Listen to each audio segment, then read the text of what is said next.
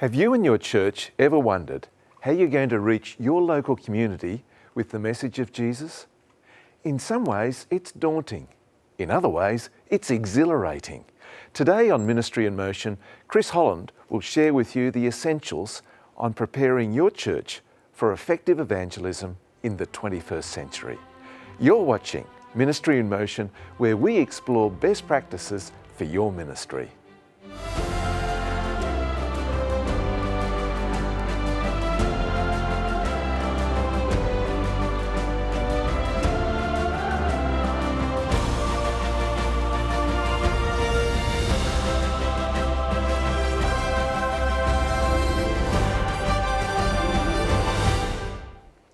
So Chris, where do you like to start with preparing a congregation for evangelism?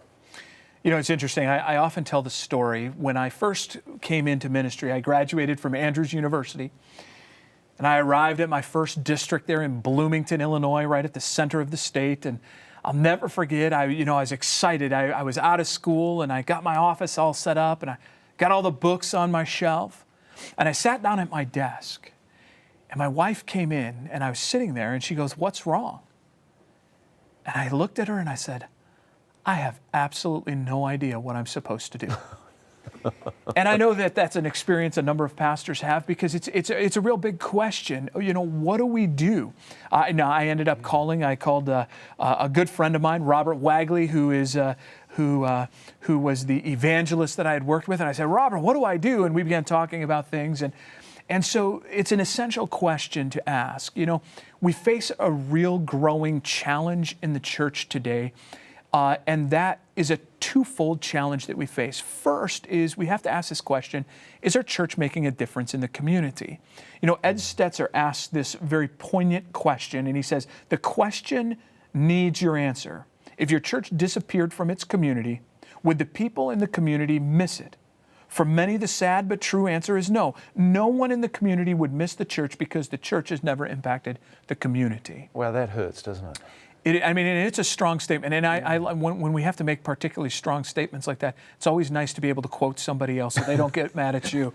And so Ed Stetzer, who's really kind of considered one of the real experts on church growth and small groups and church planting, he asked this question, and I think it's actually an important question. And it's actually the very basic premise where we start. When we're asking the question, how do we do effective evangelism? How do we prepare a church for effective evangelism in the 21st century? We have to ask that question: how can I make a difference in this community? Are we making a difference in the community? If the answer is no, there's hope, because we can start making that difference. Now, you use this word evangelism, and I think it's an important word to unpack just a little bit. Often when we talk about doing evangelism, what we have in our minds, or what comes to mind, is a public meeting with Sean Boonstra or Mark Finley or Doug Batchelor or Chris Holland. And listen, all of those individuals that I just named are wonderful people doing wonderful work. Yet when we talk about evangelism in that narrow of a scope, I think we really miss the essence of what evangelism is. Evangelism in its ultimate basic definition is this reaching out. I mean, the word evangelism comes rooted from the word in Greek, euangelion, the gospel message, the proclamation of good news. That's the essential part, isn't it? And that's the good news. And good news comes in a variety of ways. There is the good news of salvation, but there's also the good news of physical healing. There's the good news of mental repair. And so, how do we reach our community? Now, it's interesting. There's one more quote that I'd like to mention, and then we get right into this: how do you prepare a church? You know, Mike Frost, who's another expert in church growth, he says something, and this is painful. I'm going to read it. It's a painful quote, but it gets right to the heart of what we're talking about. Okay. He uses this word, incarnational mission. Incarnational, of course, coming from Jesus incarnate, being there amongst the people. Incarnational mission means moving into the lives of those to whom we believe we've been sent. Living in one neighborhood, working in another, playing in another, And churching in yet another doesn't model to people that Jesus is willing to move into their neighborhoods. It says that if Jesus' followers don't want to live here, neither would Jesus. The not yet missional miss this. They don't take the spiritual geography seriously enough. They are willing to drive their gas-guzzling SUVs halfway across town to attend church, unconcerned about those who live in their own neighborhood or those who live in the church's neighborhood. They forget that the very least we can say about the example of Jesus is that proximity is an essential element. Now, what are we getting at there? Our church exists in a community. And that community, whether it be a rural or urban or suburban community, that church exists in the community. And the question is how are we demonstrating to those around that church that we're all about bringing the love of Jesus and the good news of Jesus to this community? And that's where we began. And so when I'm working with a church, we begin at that very essential component of asking that question. How do we reach this community? Because it's more than just look at us. That's right. Yeah. That's right. There's got to be the content there and a level of representation. That's right. And at its very, because when we talk about the church, and in this context, I am referring to the church building, but more important than the building, the bricks and the wood and the roof, the word church in the original Greek language is the word ekklesia, literally meaning the called out ones. Beyond just the structure of the building, we must ask the question, how are each one of our individual members manifesting the character and love of Christ that is good news, but may not be coming across as good news? So how do we have a church, meaning the individual parts, the individual members, demonstrating that love of Christ in the community? Not driving across town. And not driving across. Now, listen, I understand in certain contexts you have to drive a long way to church. Yet at the same time, I want to ask the question, because people will say, well, but my church isn't a community church. Well, then we need to start working in the community and finding people that are looking for something more and looking for Jesus and baptizing them and making them a part of our church so that our church really truly is what I would call a community church. Because if it's a church filled with individuals from the community, these individuals in the community best understand that community and can more effectively minister to it. Yeah, exactly. Yeah. That's the key part, isn't it? Yes.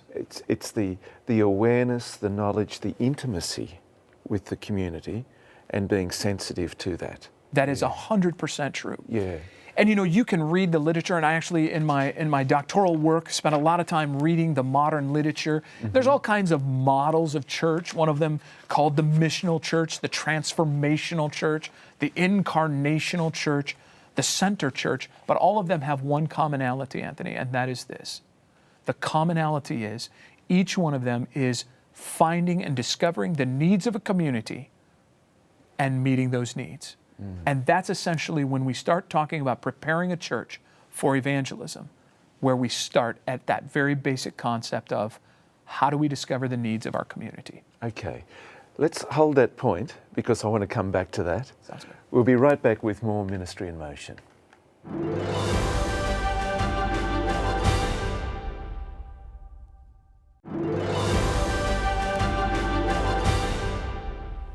Welcome back to Ministry in Motion. Our topic today is preparing your church for effective evangelism in the 21st century. And our guest, Chris Holland.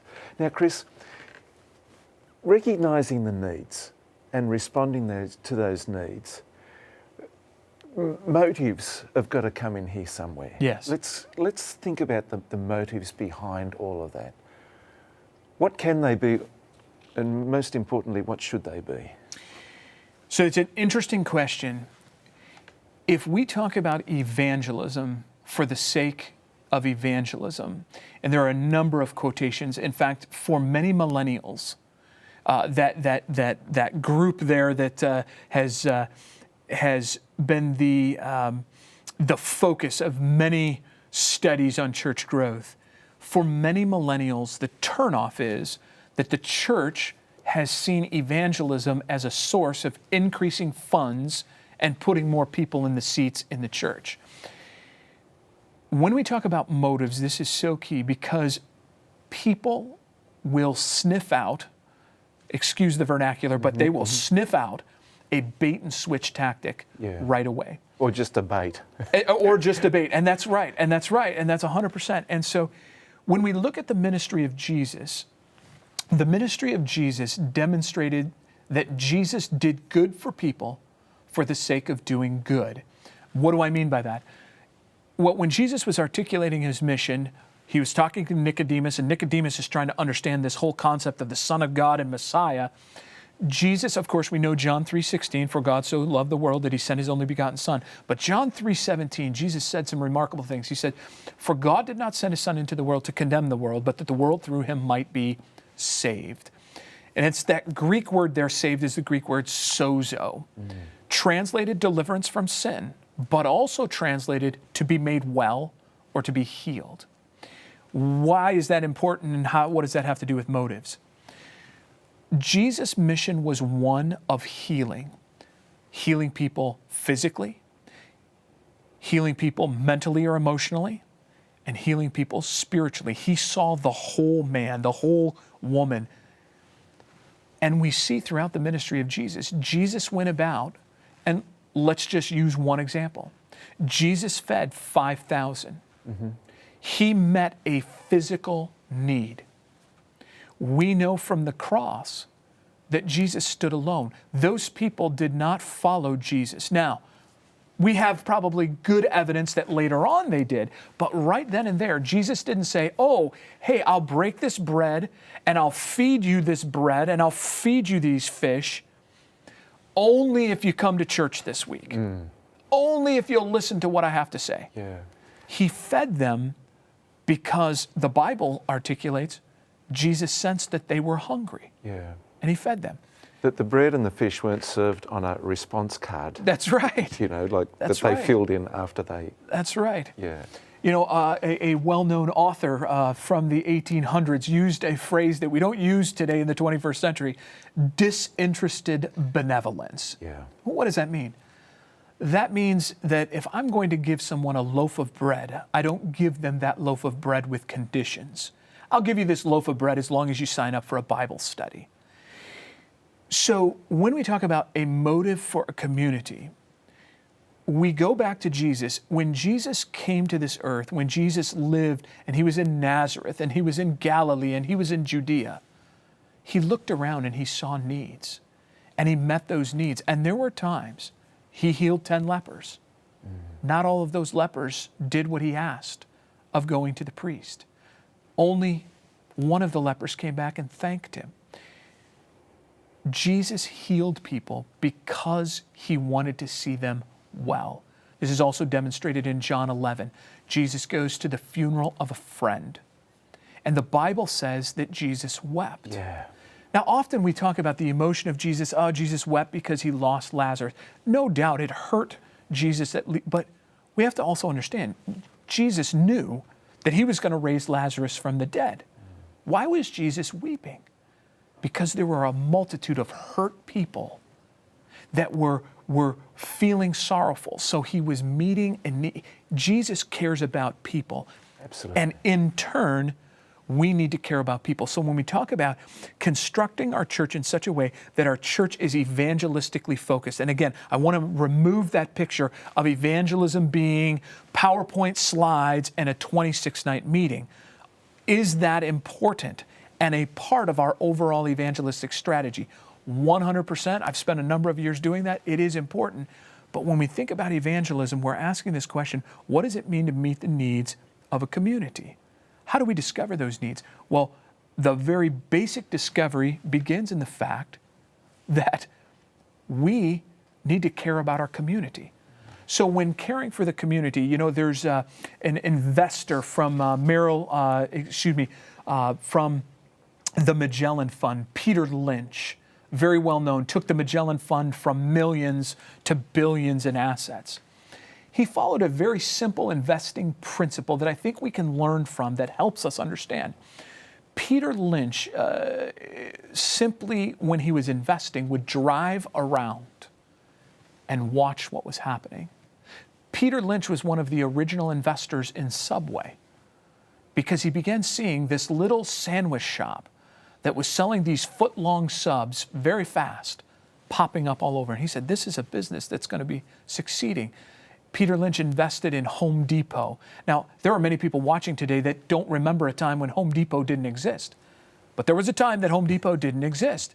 And so he would invest based on what he saw was happening in the community.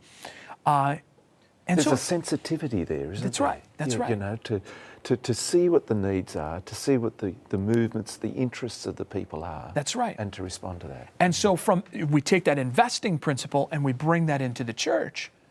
How do we discover the needs of the community? Well, there are a couple of very simple ways. One very, very simple way. You don't need to spend any money. You don't need to do a demographic research. Just get in your car or put on your tennis shoes and walk. Walk around your church. And watch. And watch. As you start seeing a lot of big wheels and tricycles and play equipment, well, what do you need? What do you know? You know right away. There's a lot of families. What are the needs of families? You begin, you can read, and I know the newspaper is old technology, but we can learn a lot from the newspaper. Almost every single newspaper prints the people who have died, the people who have been born, and the people who have just moved in. You can discover those needs by ministering to people who've lost a loved one, who have just brought a child into the world, or people who have just moved to the neighborhood. And we think about the needs that exist in those groups. Those are some very simple things. There's other things we can do to discover needs, but those are some very basic, doesn't cost you any kind of money to discover and begin saying, how do I care for my community through these things that I'm seeing? Thanks, Chris. I tell you, you're inspiring. I'm enjoying this. This is helpful. One thing I'm interested, particularly hearing more from you about, though, is vision casting. Yes. Like taking the group with you. You know, like, so it's not just you putting on the tennis shoes or looking around your church. It's taking the team, the we, with you. How do you do that? Well, we're going to do that right after this break. Stay with us. We'll be right back with more Ministry in Motion.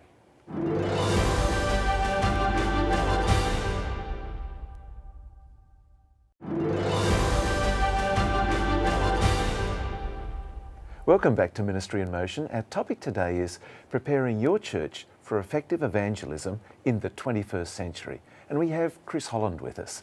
Now, Chris, how do we make this a team experience rather than just a lone ranger, a voice crying in the wilderness, so to speak? You bet. Now, I know we have a variety of people viewing this show. So there may be pastors, there may be other lay leaders, whether they be youth leaders, deacons, deaconesses, elders, and depends on the church you're coming from and how that structure works. One of the key principles that I've learned throughout my ministry, and I learned it very early on, and that is that the key to leadership, John Maxwell says, if you think you're leading and there's no one following, you're just out for a long walk. Okay.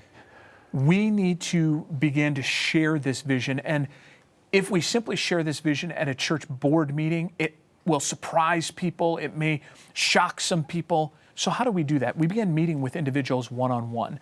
Now, from a pastoral perspective, I can tell you what I would do. I would meet with the senior lay leader. In the context in which I have pastored, that would be the head elder of the church.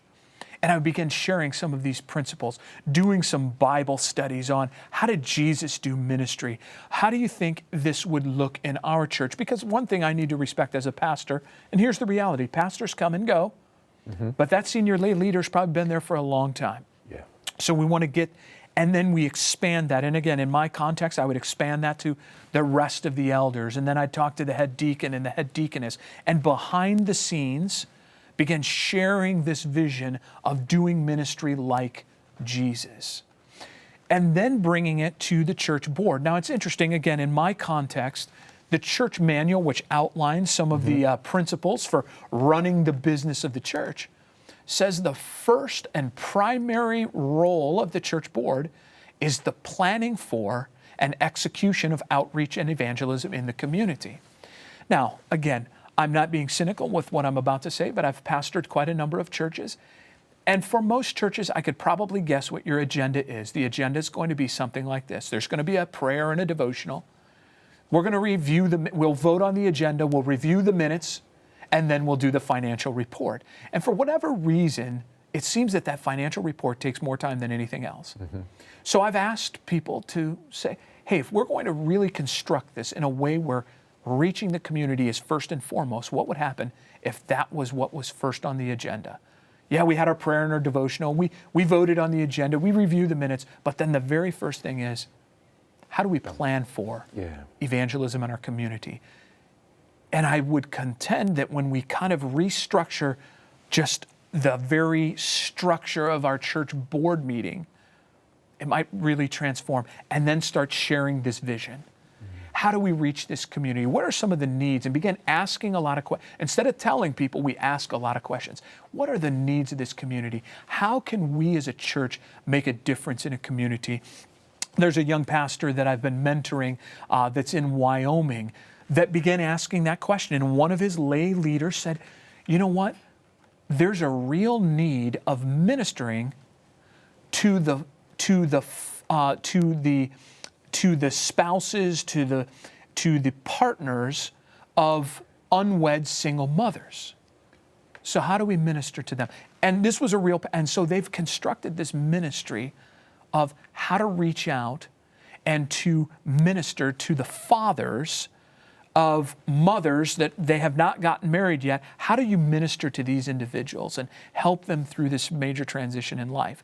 And listen, that worked in Wyoming. And so I don't want anybody to walk away from this saying, oh, hey, here's the new mission. The mission is to reach partners of unwed mothers.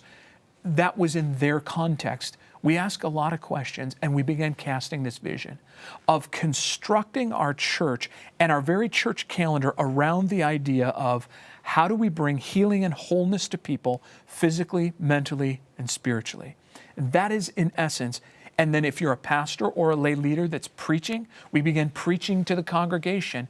We walk through, we did an entire show with Ministry in Motion on Jesus' model of comprehensive evangelism, taking Luke chapter 4 and Matthew 24:14 and preaching through that and asking the question, what would Jesus have us do to reach this community? And that answer may be different whether you're in Los Angeles or Chicago or New York or Orlando or Houston or in South Africa or Russia or someplace like that. Those answers may be different on how we do that in reaching our community. Wow, that's a lot to absorb there, Chris. So beyond that, where do we go next? What's the next step? We've convinced the church. All right, the church board's on board. Yes. You're preaching it. What's next in the equation? So how I work, and I call this the 8 universal principles of evangelism. And why I call them principles is I've seen it working in all parts of the earth. Here's the 8 principles, and I construct our conversation and the crafting of our church calendar around these 8 principles. Principle number 1 is spiritual renewal or spiritual revival. We need to rediscover a love for lost souls. We need to rediscover the heart of God and the relentless pursuit He has for lost people. Principle number 2, compassionate Christian living. How do we live compassionately to demonstrate that love of Christ? 3, training and equipping. How do we train and equip our church members to reach out to the community effectively? Number 4, Bible-based community outreach. How do we reach out to the community? We've discovered those needs. How do we effectively meet those needs? Then, reaping the harvest. What kind of public proclamation are we having that as people are encountering the love of Jesus and want to know more, what public opportunities are we giving for people to make a decision to follow Jesus all the way? Then we talk about nurture and follow-up and the how do we then, these individuals that are making decisions to follow Christ, what opportunities are we giving to them to become disciples of Jesus and well-grounded? It's critical, isn't it? And then fellowship. Listen, and that's 7, because I missed one of those, and that's inspiring worship. How is our worship service inspiring people to want to follow Jesus and demonstrate his love. But then that last principle is fellowship. You know, Tom Rainer wrote a book, Surprising Insights from the Unchurched. 98% of people who are unchurched and began coming to church come because of the pastor and his preaching or the teachings of the church. But 1 year later, it goes down to 38%. The vast majority of people stay in the church because they have made friends through fellowship. And so with the church board and the church leadership, we begin constructing a calendar of 12 to 8 months that becomes a continual cycle of doing exactly what I've just said, reaching out to the community This is and be critical. effective for Jesus in the 21st century. So it's not a one-off thing, it's a cycle of continual preparedness. That is correct. Chris, thank you so much for coming on Ministry in Motion. Thank you for having me. We're so pleased that you joined us for today's program, Preparing Your Church for Effective Evangelism in the 21st Century with Chris Holland. 5 major points came from today's program. First of all, effective evangelism begins when members are personally invested in their communities. Secondly, discovering and meeting the community's needs is one of the best places to start. Our third point was, seek to follow Jesus' method of healing, helping, and blessing with no strings attached. The fourth point, make community outreach and evangelism the main features of your church board meetings. And finally, don't become preoccupied with event-based ministry, but rather make community ministry the lifestyle of the church. Once again, we're thrilled that you joined us for today's program, right here on Hope Channel. Sometime though, come and visit us over on our website, ministryinmotion.tv. There you can see all the programs we've ever made, and they're available 24/7, no charge to you. But until next time, may God richly bless you.